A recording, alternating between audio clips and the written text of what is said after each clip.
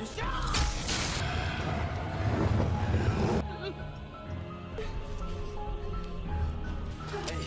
दोस्तों, शहर से दूर एक वीरान जंगल में आज चार्ली अपनी गर्लफ्रेंड के साथ पिकनिक मनाने आया है। चार्ली की गर्लफ्रेंड उसे कहती है कि ये एरिया ठीक नहीं है, यहाँ तक कि पुलिस भी इस एरिया पर आने से मना करती है, लेकिन चार्ली उसकी बात नहीं मानता। चार्ली कहता है कि वो सब अफवाहें हैं। तभी उसको पीछे से कोई आवाज सुनाई देती है और चार्ली उस आवाज का पीछा करते हुए आगे निकल जाता है। चार्ली को रास्ते में एक कागज मिलता है जिस पर खून से कुछ लिखा होता है। तभी अचानक उसे अपनी गर्लफ्रेंड की आवाज सुनाई देती है। चार्ली उसकी ओर दौड़ता है लेकिन वो वहाँ नहीं होती। चार्ली की गर्लफ्रेंड किसी से डर के भाग रही होती है। वो भागते हुए एक वायर में फंसती है और जाल में फंस जाती है। वो जाल में फंसी छटपटा रही होती है। तभी उसके सामने कोई आ रहा होता है। इसे देखकर वो जोर जोर से चिल्लाने लगती है। इधर चार्ली अपनी गर्लफ्रेंड को खोजते हुए भटक रहा होता है। तभी उसके पैर में एक तीर आके लगता है। इससे चार्ली गिर जाता है और उसके सामने एक अजीब सा आदमी आ जाता है जो अपनी कुल्हाड़ी से चार्ली को मार देता है। अब इधर कुछ दोस्त नए साल की पार्टी की तैयारी कर रहे होते हैं, जिसमें से एक लड़की का नाम सोफिया होता है। उनके बॉस जिसका नाम आल्टर होता है, वो सोफिया को अपने घर में पार्टी करने के लिए घर की चाबियां देता है। चार्ली का भाई ट्रेविस चार्ली को खोज रहा होता है।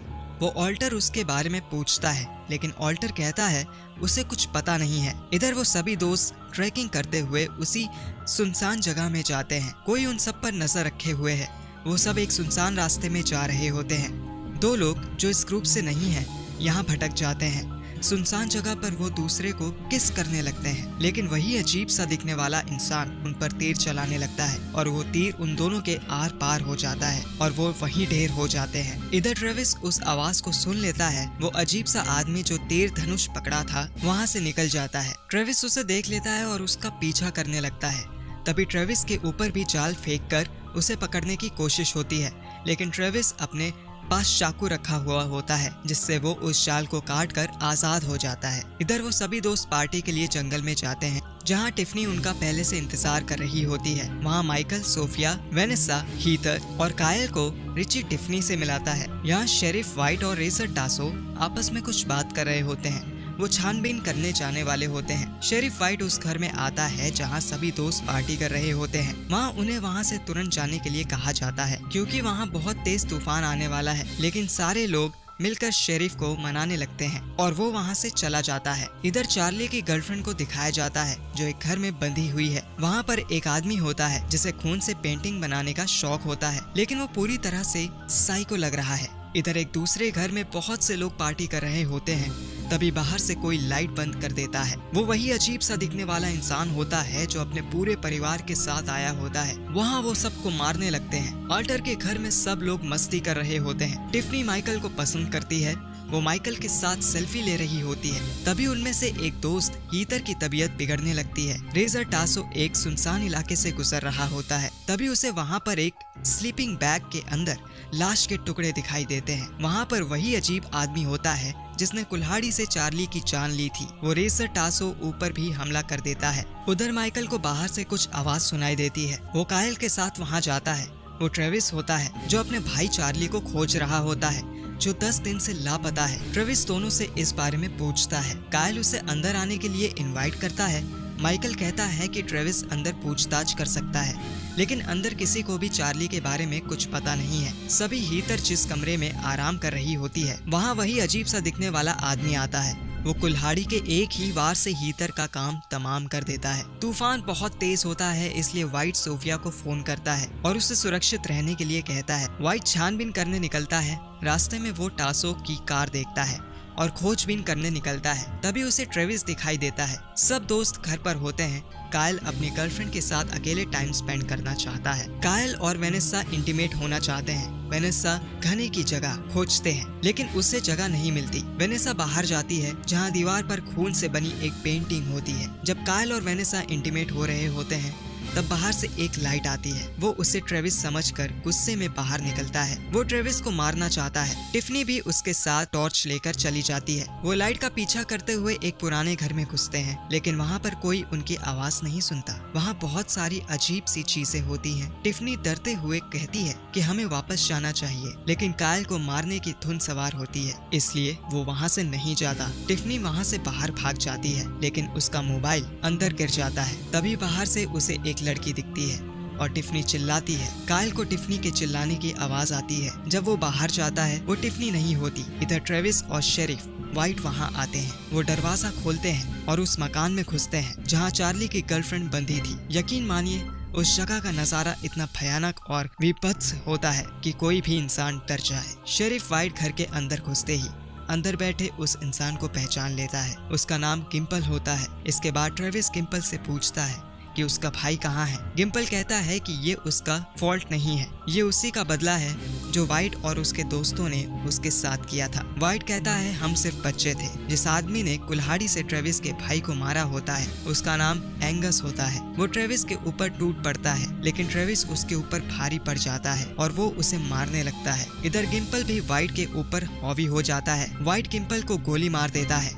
ट्रेविस के पीछे उसका भाई एंगस लग जाता है। ट्रेविस जंगल की ओर भागने लगता है और उसके पीछे एंगस भी वहां पहुंच जाता है। एंगस और ट्रेविस की लड़ाई होती है। ट्रेविस एंगस के सर पर एक बड़ा सा पत्थर मारता है और उसे छोड़कर बाहर निकल आता है। एंगस भी मर चुका होता है।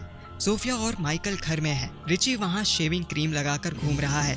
वेनेसा भी वहाँ बिकनी पहनकर कायल का इंतजार कर रही है। माइकल, सोफिया और वेनेसा बाहर निकलते हैं। एंगस बाथरूम में जाता है। रिची नशे में धुत है। रिची को एंगस मार देता है। तब तक कायल भी अंदर आ जाता है, लेकिन बाहर फिर हलचल होती है। उसके बाद माइकल और सोफिया बाहर भागते हैं। स्टोर रूम में उन्हें एक तलवार मिलती है। इधर एंगस की बहन ने वेनेसा की गर्दन काट दी होती है। जब सोफिया और माइकल वापस आते हैं तो वो देखते हैं कि वहाँ सब तरफ खून फैला है। वहाँ उन रिची, कायल और वेनेसा की बॉडी लड़क रही होती है। जब वो अंदर कायल के कमरे में घुसता है वहाँ ट्रेविस होता है। वो ट्रेविस को ही किलर समझ रहा होता है। तब एंगस वहाँ अंदर आ जाता है और ट्रेविस को एक तीर मारता है जो उसकी छाती पर लगता है। सोफिया वहाँ से भागती है। एंगस उसे पकड़ लेता है। वो सोफिया को एक कुर्सी पर बांध देता है। सोफिया वहाँ से निकलने की कोशिश कर रही होती है, लेकिन एंगस वहाँ पास में ही होता है। सोफिया को देखकर एंगस पागल हो जाता है और वहाँ रखी चीजों को तोड़ने लगता है। उसके बाद वो सोफिया के ऊपर बैग से सामान निकाल कर फेंकता है। एंगस सोफिया की चेयर को पकड़कर घसीटते हुए दूसरे कमरे पर ले जाता है। ये वही कमरा होता है जहाँ पर उसका भाई खून से पेंटिंग बनाया करता था और जहाँ पर वो लोगों को मार कर रखते थे।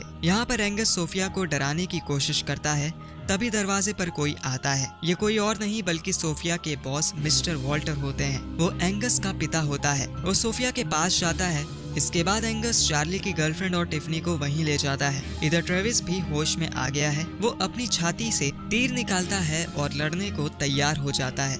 वॉल्टर सोफिया को बताता है कि वो हर साल अपनी कंपनी की सबसे सुंदर लड़की को अपने घर पर न्यू ईयर की पार्टी मनाने भेजता है। इस बार सोफिया और उसके दोस्तों की बारी थी। इसके बाद वो सोफिया को शराब की एक बोतल देता है और कहता है कि अगर तुमने शराब की बोतल 15 मिनट के अंदर में खत्म कर ली तो तुम और तुम्हारे बाकी दोस्त बच जाएंगे, लेकिन ऐसा नहीं हुआ तो तुम सब मारे जाओगे। इसके बाद अल्टर एक सैंड वॉच शुरू करता है। सोफिया ने कभी शराब नहीं पी थी। सोफिया को पता ही नहीं था कि वो इतनी शराब पीकर शायद ही जिंदा बच पाएगी, लेकिन फिर भी अपने आप को और अपने दोस्तों को बचाने के लिए उसने शराब पीनी शुरू कर दी। वॉल्टर बताता है कि कई साल पहले उसकी बीवी को वाइट और उसके साथियों ने मार डाला था। उसके तीनों बच्चे बहुत प्यारे थे, लेकिन वाइट ने उस दिन दूसरी कहानी बताई थी और कहा था कि उसके बच्चों ने उसकी बीवी को मार दिया था। वाइट ने उसके बच्चों का चेहरा भी बिगाड़ दिया था। वॉल्टर एंगस को कहता है कि वो अपना चेहरा सोफिया को दिखाए ताकि सोफिया को ये पता चल सके कि वाइट ने उसके साथ में क्या किया। इसके बाद एंगस अपना चेहरा दिखाने के लिए अपना मास्क खोलता है। तब तक सोफिया को दिया हुआ टाइम खत्म हो जाता है,